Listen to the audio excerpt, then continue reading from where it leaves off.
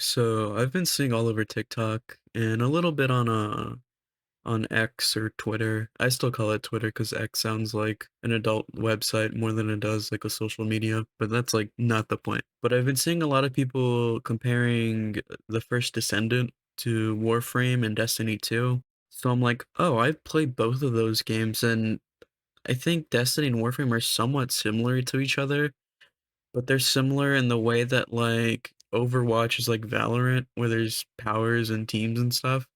But you wouldn't really directly compare those two because they're not necessarily the same game. It'd make more sense to compare like CS:GO to Valorant and Paladins to Overwatch. And that's what I feel like is happening with Destiny 2 and the First Descendant. I don't feel like they're that similar. I get the similarities between Warframe and the First Descendant. They both have like way more things aligned. Like the First Descendant is definitely more fast paced, and it's a lot better, I'd say, for maybe like adults who don't have time to do like Destiny raids to get these rare weapons, or people that get like motion sick easy because you can really zoom around like crazy in Warframe. I think the First Descendant is a pretty decent middle ground.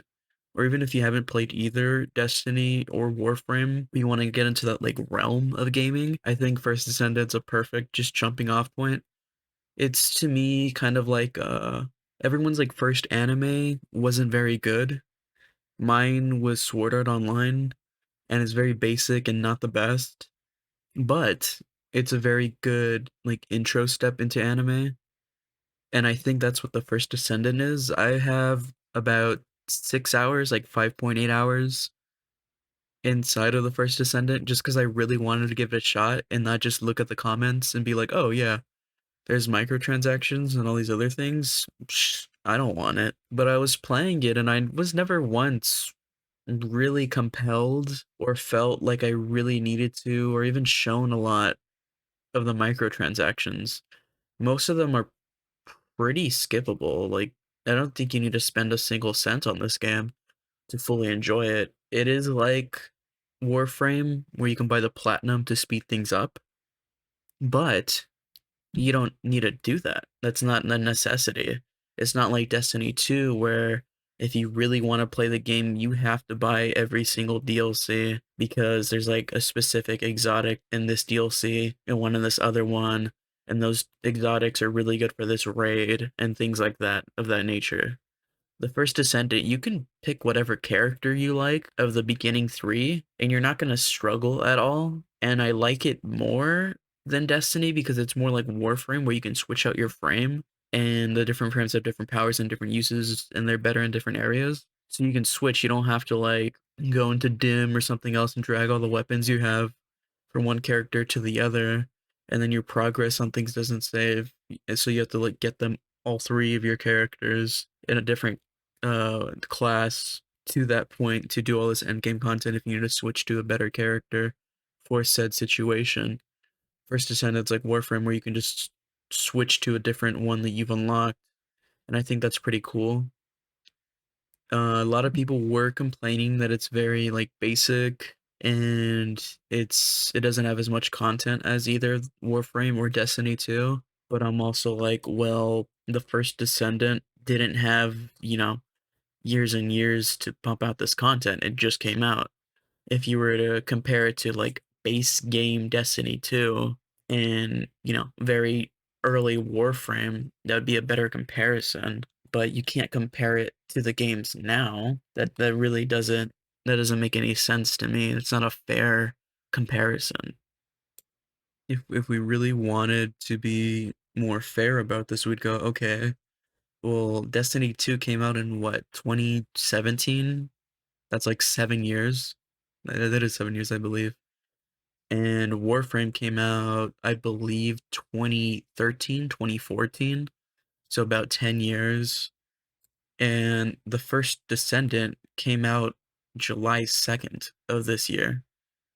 That is, if we're comparing just that alone, I think First Descendant starting off pretty strong. It is a newer game, so it doesn't have those hurdles of old hardware and older games as Warframe and Destiny 2 did when they came out. Sure, but again, it's not a fair comparison. If we're just going about content-wise, it's really easy to get into the First Descendant.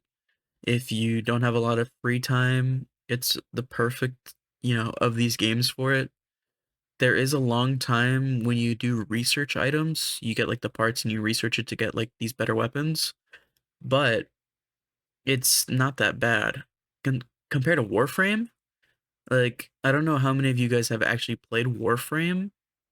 Like some of these frames, if you're not buying it from other people or trading, just to get them alone, you have to grind and get the parts for the blueprint.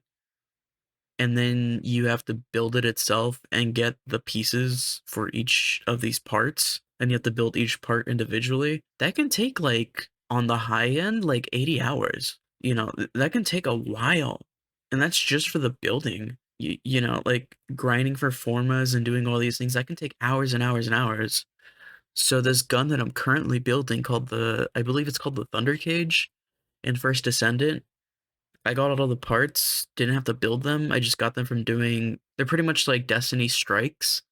We just go in, you like kill something, and then you like get loot at the end. But these strikes are way, way faster. The first one, you can be over leveled and go in it, and it's still good because you can get parts and things like that, even if you're above the level. Or you can just farm it, scrap all the weapons you get, and then get the scraps from it. And those you can clear it out in like a minute if you're over leveled. But the time limit's for like 10 minutes, so it should take no longer than 10 minutes to do these. That's so good. That's so good on time. I'm not saying that I like the First Descendant more than Warframe or Destiny 2, not by a long shot, but I do think this game is a breath of fresh air, and it's getting overly hated by people who haven't even played it yet. There's this weird thing where you'll see somebody just hating on, let's just say, Cheerios. And then everyone's like, yeah, man, Cheerios suck. I hate Cheerios. And they're like, they've never had them before ever, but they see other people hating on it and they feel good joining in hating on something. Everyone's together agreeing on something. That's what this feels like. Like the hate towards Pal World when it first came out, and 99% of people haven't played it. The same people who think that about like League of Legends and Valorant. Like, don't get me wrong, I don't like League or Valorant, but I actually played them to try it. I'm just like, oh yeah, I just don't like these games. They're just not for me. I don't like it. And I think that's the way to go. You can't just go like, oh, a lot of people think, I don't know, Roblox is cringe. But then you'll find like a game on there that you really like and you were hating on it so much that you can't tell anybody you played it. That's what it feels like to me. Like people they just hop on this hate bandwagon and go like, yeah, yeah, we all hate this right now. But no one really makes the effort to actually see if they hate it. They're just like, oh, these people are making up good points about this game being bad for these reasons, so I'm gonna also hate it. And I don't understand that. I was like, oh wow, there's a lot of microtransactions. I was reading all the complaints for the game. I'm like, oh wow, oh yeah, that sounds terrible. How much is the game? Oh, it's free. Okay, I mean, I'll try it. I'll put in an hour of my like afternoon for it just to try it. You know, who can't who doesn't have an hour to waste? I mean, maybe some people, but realistically, everyone can make up an hour here or there, and not even an hour. It took me like 30 minutes to really like dispel a lot of the complaints for the game. I went in, I started playing it. It was it was decent. It was a little confusing at first because whenever you get into any game, you have to like situate yourself. I'll be in the headspace of like, oh, it's like, okay, Destiny 2, the tower's here, this is what the map looks like. And then it's like a whole new UI and things are placed differently and certain aspects of the game work differently. And it took me a little bit to like grasp like my bearings. I'm very much a fan of the business model for the First Descendant. It's not pay to win, it's not pay to play. It's pay for convenience more. Like realistically, you don't have to spend any money. For a large chunk of the time I was playing Warframe, I didn't spend a dime on it. I was just playing as much of it as free. as I could. And I'm like, okay, I've invested how many hours in this game? I'll throw them a few bucks and it'll help me out in the long run because I'm saving this amount of time. Like, oh, how much do you value this hour? And I'm like, okay, well, my job pays minimum wage and I work for an hour and I can skip like 3 hours, 5 hours, 10 hours of gameplay for that 1 hour of working. Like, okay, that works out for me. Let's just scroll through my through my Steam library. I've got 687 hours on Destiny 2 and 185 hours on Warframe. If you just wanted to compare that many hours to like say a movie, how much are movie tickets now, depending where you are? It's like 15 bucks. Minimum wage here is like 17 bucks. Okay, you're watching the at minimum it's like an hour and a half for a movie. Okay, that's a fair trade, you know. Work an hour, entertainment for an hour. 185 hours in Warframe, and I've spent maybe $100 in total. That's definitely a steal. You know, that's definitely worth it. And then we scroll down to the First Descendant, and I've got 6 hours in it, and I haven't paid a dime. That's not bad.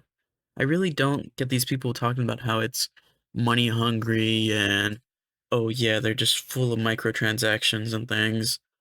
It reminds me of the Dragon's Dogma 2 thing where they're like, "Oh my gosh, there's so many microtransactions. There's so many microtransactions. Oh my gosh, they're trying to get so much money out of us. The game's already $60, which is overpriced."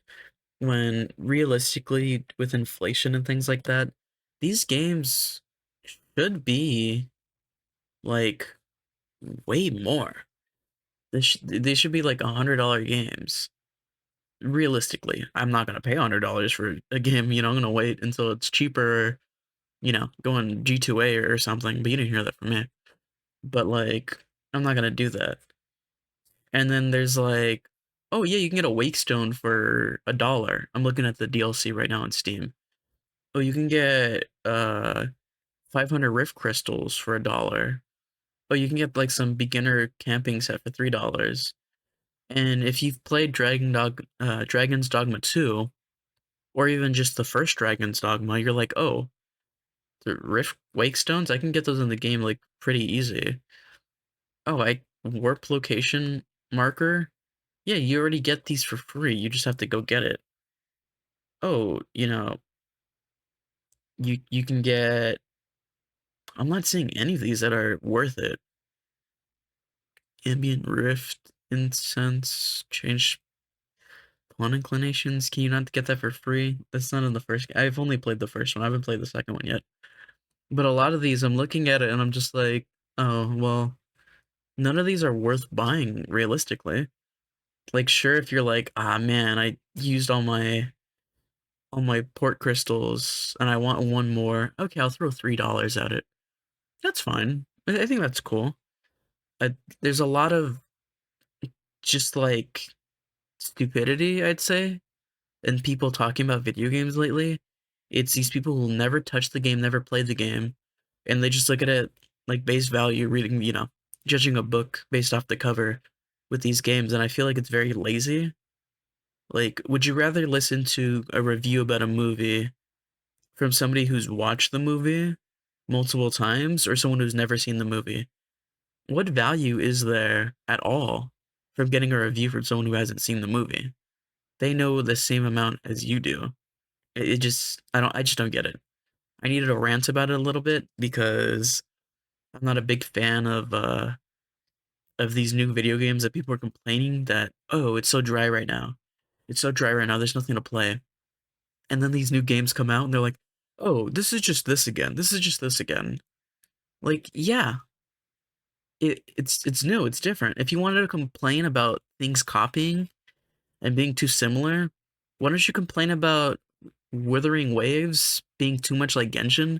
Because they're basically the same game. The UI is the same, the way you wish is the same, the way you like upgrade. It's just like a different Minecraft texture pack. That's all it really is. I thought they're by the exact same company, and just Genshin was just making a second game, but they're not, unless they're like a sister company or something. But they're just the same game. It's just a different texture, really. Like there's very little differences. Sure, there's like the spirit thing, but that's like one thing. That's like a Genshin update, you know? If you wanted to complain about copying, you complain about that.